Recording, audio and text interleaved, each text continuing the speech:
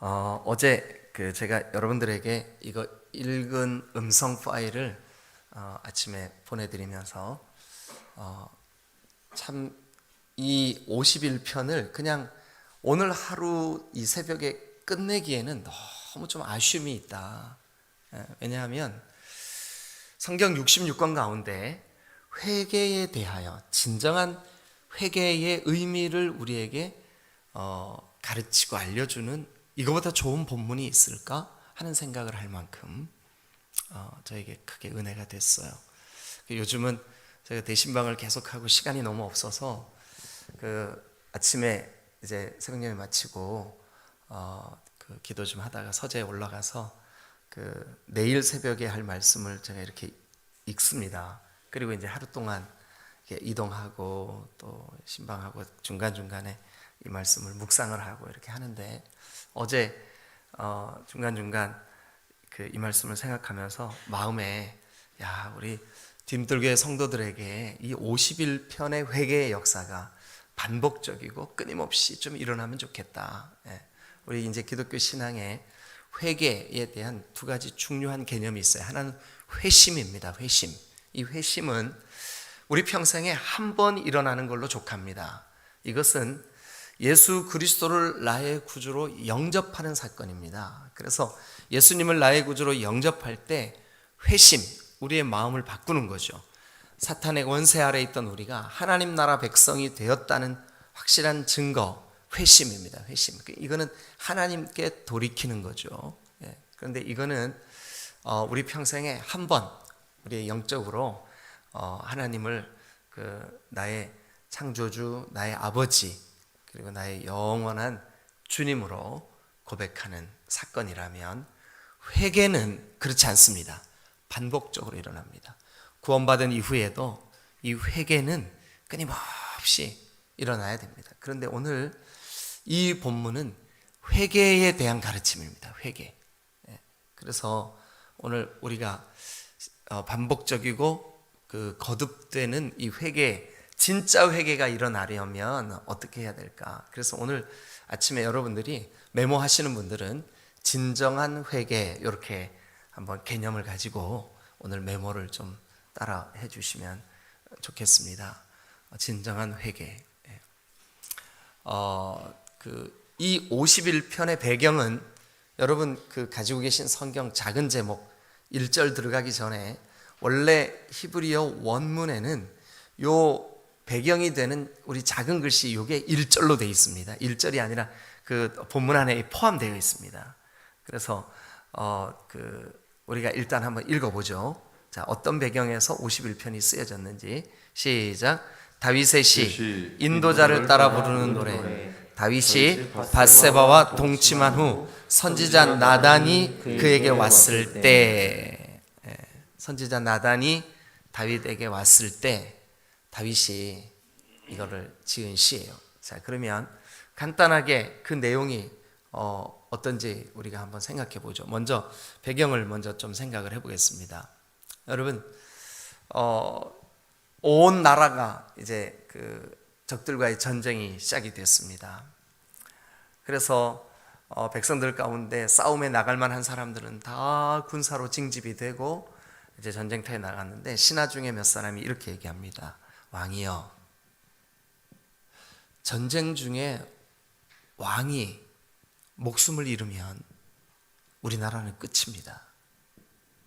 그러니 이제 이 나라에 평안이 찾아왔고 우리가 지금 이번에 하는 전쟁은 우리가 평화를 얻기 위한 전쟁이라기보다 이미 평화는 찾아왔고 우리나라의 힘을 만방에 알려서 더 이상 적들이 우리를 쳐들어오지 못하게 기선제압을 하는 의미가 있습니다. 그러니 왕은 왕궁에 계십시오. 그래서 이제 신하들과 장수들은 다 전쟁터에 나가 있는데 다윗은 왕궁에 있었어요. 다른 사람들은 목숨 걸고 전쟁하는데 이 사람 좀 심심했어요. 그래서 이제 막 서쪽으로 해가 기우는 이 저녁 노을이 붉게 물드는 시간에 왕이 낮잠을 실컷 자고 깨가지고, 지금 여러분 신하들은 전쟁 중인데 낮잠 잘 시간이냐고요. 그런데 이 왕이 낮잠을 자고 일어나서 뒷짐을 짓고 왕궁 위에, 성곽 위에 이렇게 거닐고 있는데, 저 성 아래 그 백성들이 사는 집들이 이렇게 이제 보이겠죠, 그죠? 이렇게 하는데 어떤 여자가 저녁이 됐으니까, 낮 동안 땀도 흘리고 일도 하고 했으니까 목욕을 하려고. 근데 요즘이야 목욕 시설이 아주 집안에서도 이렇게 샤워기만 틀면 물이 콸콸 나오고 좋지만, 이때는 수도가 있겠습니까? 뭐가 있겠습니까? 그죠? 네, 그래서 저도 어린 시절에 그 시골에서 이 계절 정도 되면 이제 농사 짓는 분들이 땀이 많이 나잖아요. 그럼 저녁 때 꼭 목욕해요. 그러면 그 냇가에 어두컴컴한 밤에 이렇게 아버지들은 저 위에서, 엄마들은 저 밑에서 이렇게 너무 깊게 상상하시지 마세요. 다칩니다. 근데 이제 어떤 여자가 우물가에서 물을 끼얹으면서 목욕을 하고 있는데, 달빛에 이렇게 보니까 너무 아름다운 거예요. 원래 여러분 달빛에 보면 안 아름다운 여자가 없어요. 다 아름답죠. 그래서 이 왕이 옆에 있는 내시한테 누구냐? 이제 이 내시가 눈치를 탁 챈 거죠. 그래 가서 이제 좀 데려와라. 데려와서 죄를 짓습니다. 그런데 그 여인이 누구냐 하면 가장 충성된 그 신하 중에 한 사람인 우리아의 아내예요. 우리아의 아내. 다윗이 죄를 범합니다. 그리고 이제 다윗이 참, 이게 성경을 보다가 참 이상한 거 발견해요. 뭐냐 하면, 죄 짓고 난 다음에 마음이 괴롭고 힘들 텐데 이 사람 아무 느낌도 없이 그냥 살아요. 어느 날 하나님께서 나단 선지자가 기도하는데 그 마음을 불편하게 만드시는 거예요. 하나님이, 나단아, 내 종 다윗이 죄를 범했다. 하나님이 괴로우신 거예요. 그 이유가 이제 성경에 나와요. 좀 이따가 같이 말씀드리죠. 그래서 나단 선지자에게 가서 말해라. 그래서 이제 이 나단 선지자가 다윗 왕한테 갔습니다. 그래도 다행히 이 다윗이 주의 종들을 두려워할 줄 알고 존중할 줄 아는 그런 믿음의 사람이었었어요. 그래서 나단이 오니까, 아이고, 종께서 어찌 저에게 오셨습니까? 예, 왕이여, 드릴 말씀이 좀 있습니다. 아시죠? 제가 옛날 얘기 하나 들려드리겠습니다. 아유, 그러시죠. 옛날에 어느 마을에 부자가 살고 있었습니다. 아, 그래요? 근데 그 부자가 집에 양도 많고 소도 많고 부자였습니다. 그런데 그 부잣집 바로 앞집에 아주 가난하기 짝이 없는 과부 하나가 재산이라고는 딸랑 양 한 마리 데리고 마치 그 양을 자기 아들처럼 혹은 딸처럼 이뻐하면서 양 털을 다듬어 주고 또 이렇게 하면서 그렇게 살아가고 있었습니다. 아, 그래요. 어느 날 이 부잣집에 중요한 손님이 찾아왔습니다.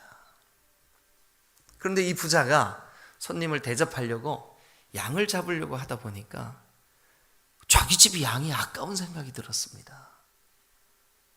다윗이 그때부터 이런 숭악한 부자가 있나, 이런 생각을 했습니다. 그래서 이 부자가 자기 집 양을 잡지 않고 한 마리밖에 없는 그 과부의 양을 잡았습니다. 그리고 손님을 대접했습니다. 다윗이, 아니, 그 이야기가 있는 이야기요, 사실이요, 그런 흉악한 부자가 어디 있어? 당장 그 놈을 막 심지어는요 부르르 떨기까지 했어요. 당장 그놈을. 떨리는 거 보이세요?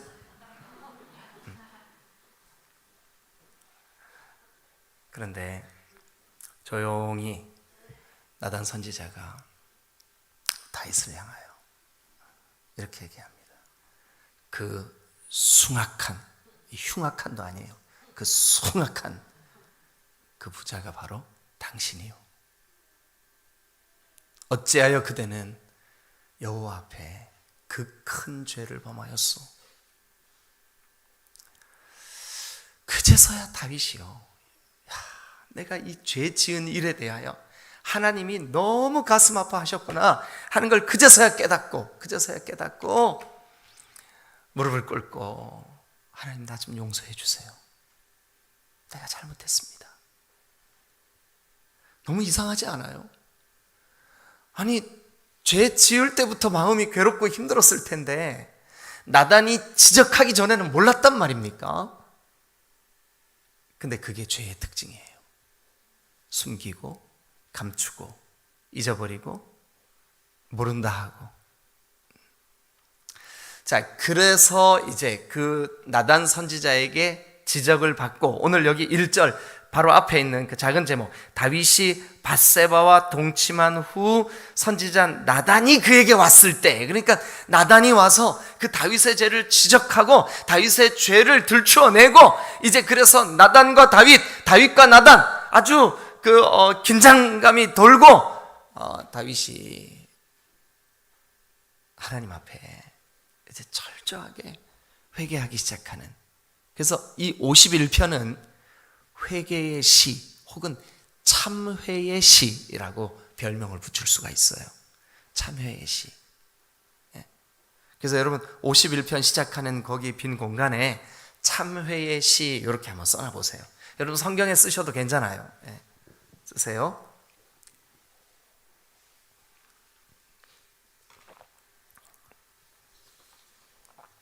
자, 오늘 저는 여러분들과 함께 이제 뭐 새벽 시간에는 우리가 좀 이거 한 시간만 다루기엔 너무 아깝다 이런 생각이 들어도 넘어가시자고요. 왜냐하면 또 해야 되니까.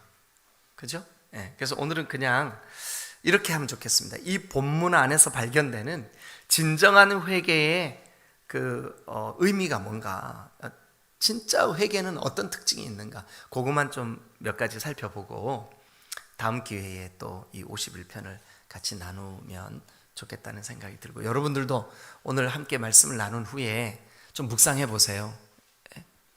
제가 묵상하면서 깨닫지 못했던 거 하나님께서 여러분들에게도 발견하게 하시고 또 깨닫게 하실 줄로 믿습니다. 그래서 여러분 우리가 이렇게 51편을 통해서 진짜 회개, 그게 어떤 게 진짜 회개인가, 요거를 좀 한번 살펴보죠. 먼저 여러분 그 진짜 회개가 이루어지려면 첫 번째는요, 내가 얼마나 무서운 죄인인지를 깨달아야 회개가 이루어져요. 그러니까 진짜 회개는 내가 정말 흉악한 죄인이구나, 이것을 깨닫는 순간부터 시작돼요. 그러니까 진짜 회개에서 이 과정이 없으면 진짜 회개가 아니에요. 내가 정말 흉악한 죄인이구나, 이거를 깨닫지 않으면 회개가 아니에요. 회개가 이루어지지 않은 거예요. 진짜 회개가 이루어지려면 그걸 먼저 깨달아야 돼요. 여러분들이 아마 이렇게 반론을 제기할지도 몰라요. 목사님, 그런 말씀 하지 마세요. 저는요 다윗 같은 죄 지은 적 없어요. 저는요, 우리 엄마가 그랬어요. 너 같은 애면 열이라도 키우겠다. 너는 엄마 속 썩인 적이 한 번도 없어. 그런 말 들으셨죠? 못 들으셨죠? 들으셨죠? 저는 들었어요. 그래, 난 진짜 그런 줄 알았어요. 그러면 회개가 안 됩니다. 그건 회개가 아닙니다. 잘 들어보세요, 여러분. 우리가 외적으로 드러난 행실이 혹시 사람들에게 칭찬받고 살아왔다 할지라도, 여러분 하나님과의 관계 속에 우리가 얼마나 무서운 죄인인 줄 아세요? 자, 인류의 뭐 우리 조선, 우리 고려, 우리나라, 또 저 외국의 제국들, 어떤 나라, 어떤 제국, 어떤 그 왕조를 막론하고 왕을 반역하는 반역죄는 어떻게 다스려야 될까요? 여러분, 반역죄를 짓고 살아남은 그 왕조는 없어요. 실패하면 다 죽는 거예요. 그러니까 그 인류 역사 속에 가장 무섭게 다루어지는 죄가 뭐냐면 반역죄예요. 반역죄예요. 그런데 여러분, 우리가 진정한 의미에서 회개가 이루어지려면 내가 하나님을 반역한 사람이구나. 예. 여러분, 우리의 조상인 아담과 하와가 하나님이 너 이거는 절대 따먹어서는 안 돼. 그냥 단순한 선악과를 그냥 과일 중에 하나로 생각하시면 안 돼요. 이것은 창조주 하나님과 피조물인 인간 사이를 구별해 놓는 구분선이에요. 근데 그것을 범했어요. 반역입니다. 여러분들이 이렇게 생각할 거예요. 아니, 그거는 아담과 하와가 지은 반역인데 왜 그걸 내가 책임져야 됩니까? 우리는 반역자의 후손들이에요. 그 반역이 유전돼 왔어요. 그 증거가 명백해요. 우리의 DNA 속에는 범사에 우리가 죄를 즐기는 습성이 있어요. 우리가 본래 반역자이고 죄인이기 때문에 우리의 조상이 죄로 타락하여서 그것이 유전적으로 우리 가운데 지금까지 내려왔기 때문에 앞으로도 온 인류는 다 타락해 있었기 때문에 여러분들이 여러분들의 본성을 가만히 한번 파악해 보세요. 얼마나 죄에 가까운지 아세요, 여러분? 조금만 기회가 있으면 마음이 싹 높아져 교만하고요. 조금만 기회가 있으면 탐욕이 우리를 딱 지배하고요. 조금만 기회가 있으면 우리가 다른 사람을 시기하고 질투하고 비방하고 판단하고요. 조금만 기회가 있으면 우리의 입술로 원망하고 불평하고. 이게 왜 그러냐 하면 뿌리가 오염되어 있기 때문에 그래요. 뿌리가 오염되어 있는 이 원죄로부터 우리가 자라난 그런 후손들이기 때문에 우리도 역시 반역자의 기질을 가지고 있어요. 자, 여러분 한번 보세요. 1절부터 한번 3절까지 한번 읽어보시죠. 자, 시작. 하나님이여 주의 인자를 따라 내게 은혜를 베푸시며 주의 많은 긍휼을 따라 내 죄악을 지워주소서. 나의 죄악을 맑게 씻으시며 나의 죄를 깨끗이 제하소서.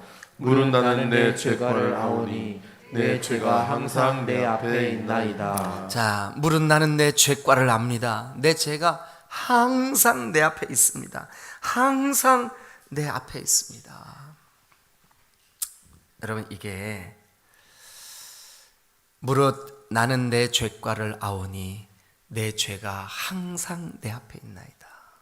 여러분, 우리가 예수를 믿는다고 하면서도 늘 내 속에 죄가 꿈틀거린다는 것을 우리가 알죠, 그죠? 예? 여러분, 우리가 누리고 있는 이 모든 세상 중에 가장 악한 곳이 어디냐 하면 사람의 마음이에요. 재래식 변소보다 더 더러워요. 아름답게 치장하고 있는 외모를 볼 때는 야, 저 사람 점잖아 보여, 저 사람은 참 죄가 없어 보여. 다 거짓이에요. 실제로는 그 속에 무서운 죄가 꿈틀거리고 있어요. 여러분, 우리가 그래도 정말로 괜찮은 척 폼을 잡고 있지만 여러분 자신을 신뢰하지 마세요. 저와 여러분들은 그 근원이 하나님께 반역한 존재들이에요.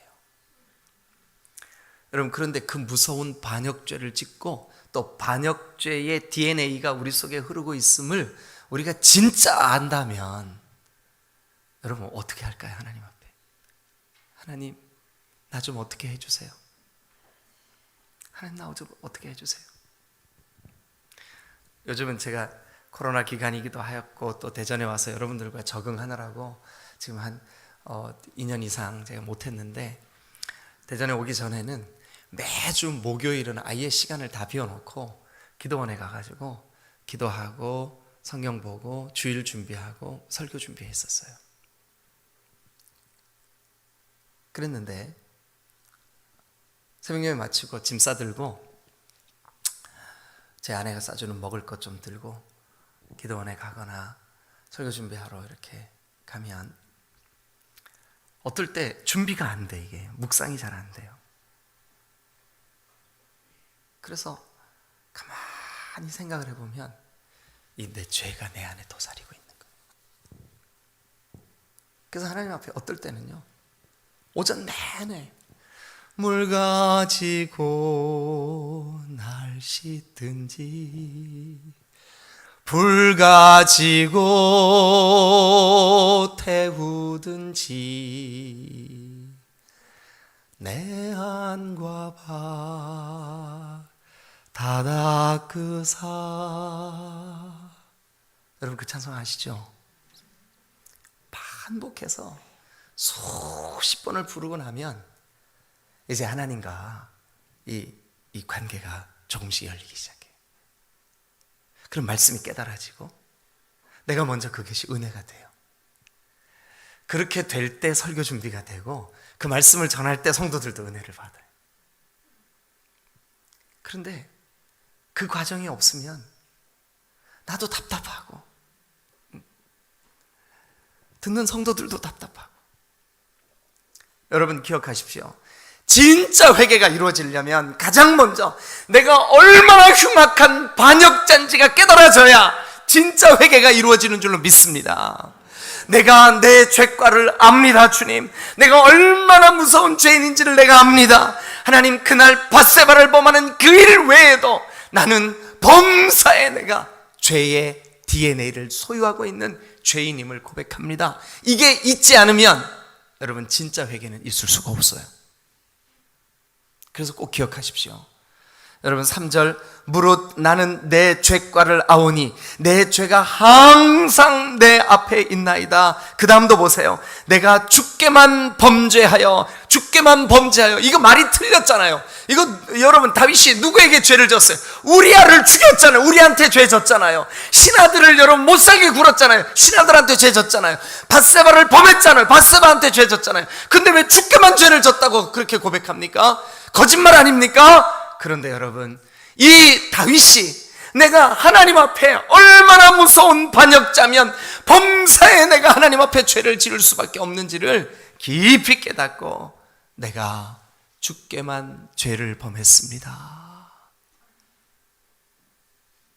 여러분, 우리가 철저하게 하나님 앞에 회개하는 사람, 회개하여 우리의 영혼이 맑고 하나님과의 관계에 막힌 담이 없고, 여러분 하나님이 손이 짧아서 우리를 구원하지 못함도 아니요, 하나님께서 여러분 능력이 부족해서 우리에게 응답하시지 않음도 아니요, 오직 하나님과 우리 사이에 죄의 담이 막혀 있기 때문이라고 이사야는 우리에게 말씀하고 있어요. 여러분, 그런데 철저하게 내가 얼마나 무서운 죄인인지를 깨닫지 못하면 어찌 내 죄를 가지고 하나님 앞에 몸부림치겠습니까? 하나님, 나는 죄인입니다. 하나님, 나는 가능성이 없는 반역자입니다. 반역자의 아들입니다. 반역자의 후손입니다. 그래서 하나님, 내가 주께 범죄했습니다.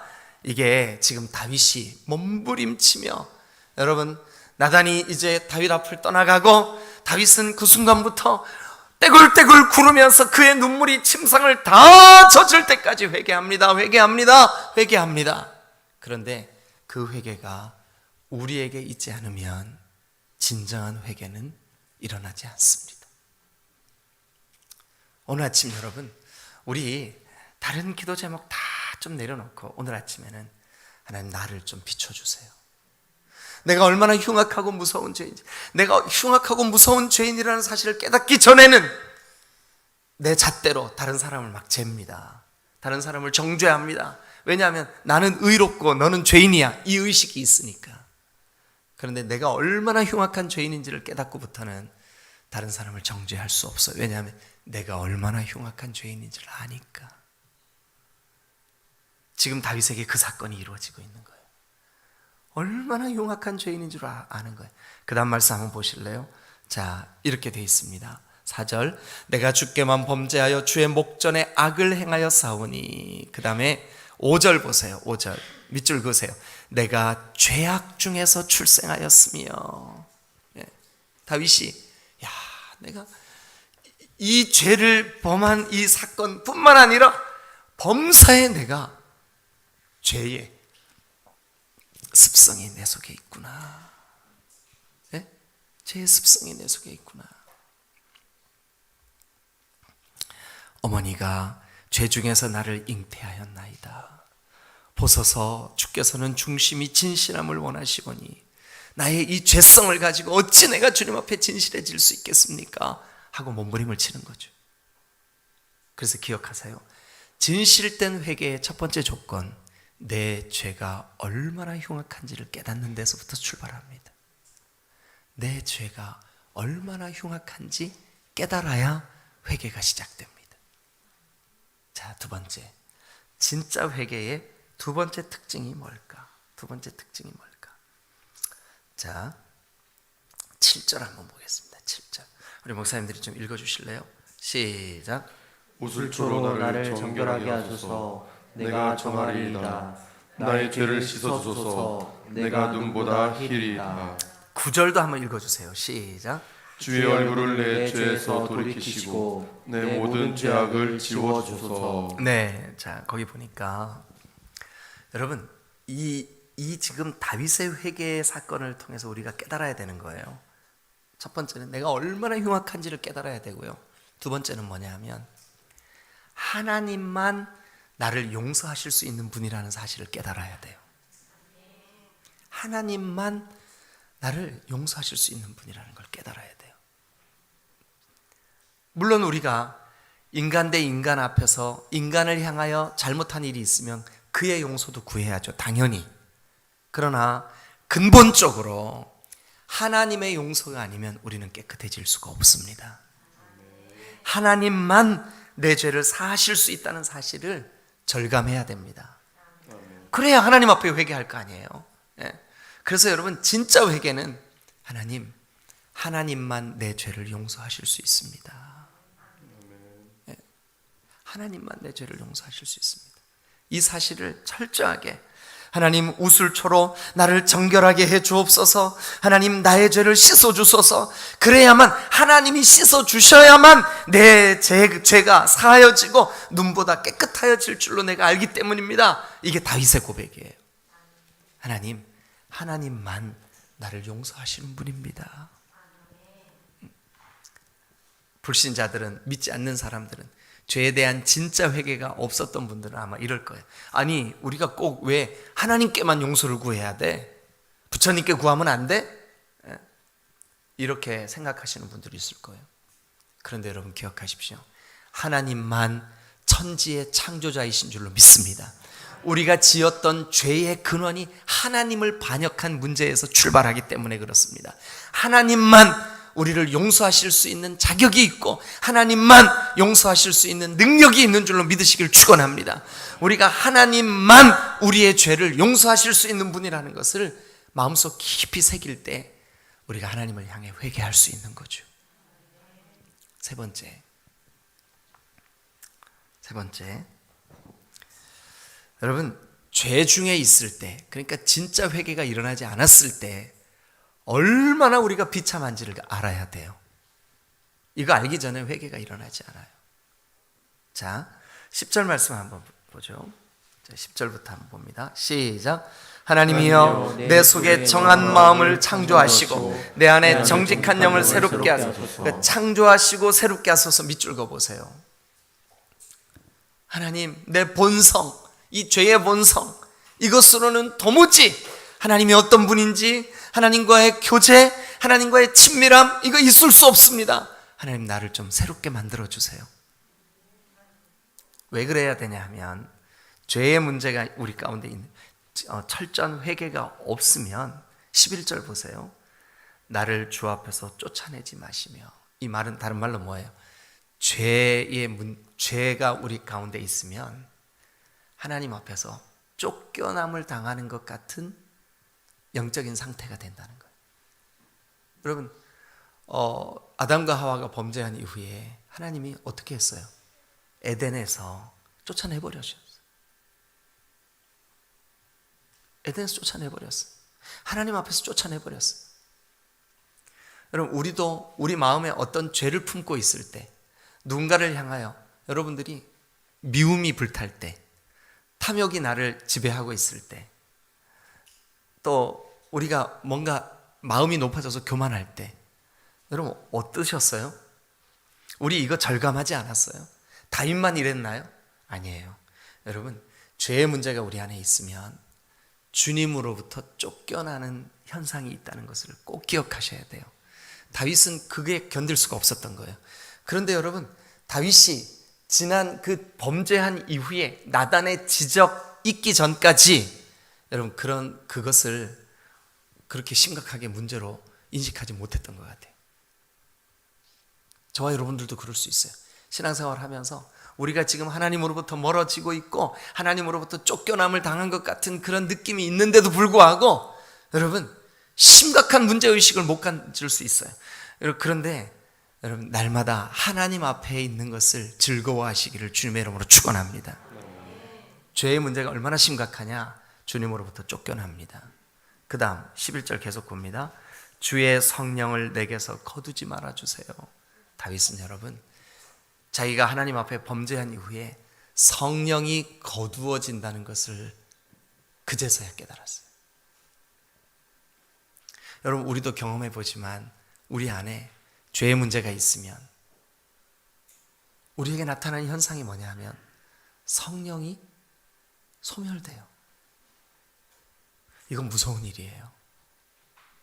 성령 충만할 때는 내 마음속에 주님을 사랑하고 기쁨이 있고 예배에 대한 기대가 있고 찬송이 울려 퍼지고 내 마음속에 정말 감사가 넘치고, 그런데 신기하죠. 성령 충만이 사라지면 원망이 불평이 우리 입술에 막 온갖 죄악이, 근데 내가 그걸 죄인 줄도 모르고 즐겨. 여러분 명심하세요. 죄가 우리 가운데 있을 때 주님 앞에서 쫓겨남을 당하는구나. 또 성령이 거두어지시는구나. 그 다음 12절도 한번 보실래요? 여러분들 읽어주세요. 시작. 주의 구원의 즐거움을 내게 회복시켜 주시고 자원하는 심령을 주사 나를 붙드소서. 자, 거기도 두 가지 문제. 죄를 범하였을 때는 구원의 기쁨, 구원의 즐거움, 그것이 소멸돼요. 우리가 여러분들도 그런 경험 있으시죠? 정말 구원의 확신이 처음 들었을 때 얼마나 기쁜지 모든 것이 다 하나님을 찬송하는 것 같고 즐거워하는 것 같고. 여러분 혹시 이 새벽에 주님 앞에 달려 나올 때 그런 느낌 최근에 받으신 적 있으세요? 너무 마음에 기쁨이 있어서 너무 행복한 느낌. 그런데 여러분 죄의 문제를 우리가 품고 있으면요 그 느낌이 없는 거예요. 여기 보니까 주의 구원의 즐거움을 내게 회복시켜 주세요. 다윗은 그 즐거움을 누렸던 때가 있었어요. 그런데 우리아의 아내를 범하고 난 이후로부터 그 즐거움이 사라졌어요. 우리도 마찬가지. 죄의 문제가 하나님과 우리 사이에 도사리고 있으면, 죄의 문제가 가로막고 있으면 구원의 즐거움, 구원의 기쁨이 사라진다는 것. 그러니까 죄의 심각성이 얼마나 무서운지를 알아야 돼요. 그래야 진짜 회개가 일어나요. 자, 또 한 가지, 자원하는 심령이 없어져요. 그러면 이제 죄를 품고 있을 때 문제점, 여러분 정리 한번 해보죠. 11절 12절에서 자, 죄가 우리 가운데 있으면 어떻게 될까요? 하나님 앞에서 쫓겨나요. 성령이 소멸돼요. 구원의 기쁨이 사라져요. 자원하는 심령이 없어져요. 요 네 가지. 아마 저 이 신방하면서 몇 분들이 저한테 그래요. 목사님, 첫사랑 회복하고 싶어요. 첫사랑 회복. 그 뜨거웠던 주님만 바라봤던, 여러분 그때는 주변에 있는 것들이 보이지 않아요. 예. 여러분, 어쩌면 우리가 신앙생활을 하면서 내 눈에 어떤 막 이렇게 문제들이 보이고 막 이런 거는 사실은 우리가 주님께 집중되지 않았기 때문에 자꾸 곁눈질이 되는 거예요. 옆에 것들이 보이는 거예요.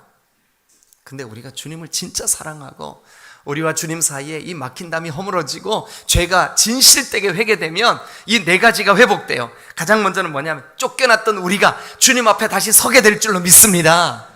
할렐루야. 저는 이 은혜가 우리 딤돌교회 모든 성도들에게 회복되기를 바라요. 또 하나, 여러분, 성령이 소멸됐던 성령이 다시금 회복될 줄로 믿으시길 축원합니다. 여러분, 성령의 충만이 다시 회복되는 거예요. 그러면 막 너무너무 우리의 신앙과 삶이 기쁨이 넘칠 줄로 믿습니다. 구원의 감격 또한 회복될 줄로 믿습니다. 구원의 감격이 회복되어야 우리 가운데 있는 모든 신앙적인 율법적인 모든 것들, 그렇게 했기 때문에 우리가 은혜를 받는 것이 아니라 주님과의 나와의 관계 때문에 은혜를 받는 줄로 믿으시길 축원합니다. 여러분, 우리가 죄의 문제가 우리에게 도사리고 있을 때 자원하는 마음이 사라져요. 자원하는 마음이 충만할 때는요, 즉 죄가 주님 앞에 진실되게 회개될 때는 그냥 예배당에 오는 이 자체가 행복이에요. 와서 내가 저 유리창 한번 이렇게 닦아낼 수 있다는 것이 기쁨이에요. 그런 맛을 좀 누리실 수 있기를 주님의 이름으로 축원합니다. 할렐루야, 할렐루야. 전에는 예배당에 올 때 여기도 뭐가 묻었고 저기도 뭐가 묻었고 이게 불평거리였었어요. 우리 교회 이거 문제 많구만 이랬어요. 근데 그게 하나님과의 관계가 열리지 않을 때 나타나는 현상이라는 걸 몰랐어. 근데 성령 충만을 깨닫고 나니까 이게 막 내가 내 눈에 주님을 섬길 수 있는 기회들이 막 보여. 기회들이 막 보여. 자원하는 심령이 보이는 거죠. 여러분, 그래야 우리 교회가 살아요. 그래야 우리 교회가 여러분 회복돼요. 그런 어떤 자원하는 심령들에 의해서 교회가 풍성케 될 때 비로소 우리 안에 성령의 임재가 충만케 되는 거예요. 자, 오늘 아침에 이 세 가지만 할게요. 시간이 많이 지나서요. 자, 진정한 회개. 첫 번째 뭐라고요? 내가 얼마나 흉악한 죄인인지를 깨닫는 것. 두 번째, 하나님만 내 죄를 용서해 주실 수 있다는 걸 깨닫는 거죠. 세 번째, 죄가 가로막혀 있을 때 얼마나 비참한지를 깨닫는 거예요. 그 비참한 네 가지를 여러분 설명드렸어요. 첫 번째 비참함이 뭐냐 하면 하나님 앞에서 쫓겨나. 두 번째는요, 성령이 소멸돼. 세 번째는요, 구원의 기쁨이 사라져요. 네 번째는요, 자원하는 심령이 없어져요. 거꾸로 뒤집으세요. 우리가 죄를 회개하고 성령이 충만하고 하나님과의 친밀한 관계가 열리면 네 가지가 회복돼. 첫 번째는 뭐가 회복될까요? 쫓겨났던 우리가 하나님 앞에 설 수 있어요. 믿으시면 아멘. 하나님과의 관계가 풍성하게 열려요. 아멘. 두 번째는 뭐가 회복될까요? 성령의 충만함이 회복되는 줄로 믿습니다. 세 번째는 뭐가 회복될까요? 구원의 기쁨이 회복되는 거예요. 구원의 감격이 막 회복되는 거예요. 주님 한 분만으로 너무 좋습니다. 이게 회복되는 거예요. 나는 이게 열렸으면 좋겠어요. 이게 열려야 여러분 신앙의 행복이 있는 거예요. 새벽 예배 나올 때 정말 이 아침 이 신선한 공기를 마시면서 주님, 나 오늘 주님 앞에서 한순간도 멀어져 있지 않게 해주세요. 자원하는 심령이 여러분 안에 풍성케 되시기를 주님의 이름으로 축원합니다. 할렐루야. 자, 여러분, 이거 51편이요 언제 기회 있을 거예요. 근데 제가 지금 시간을 너무 많이 할애해서 길게 갔는데 여러분 이런 방법으로 묵상해 보세요. 아마 51편이 여러분들의 그 영적인 삶에 크게 유익을 주실 줄로 믿습니다. 기도하시겠습니다.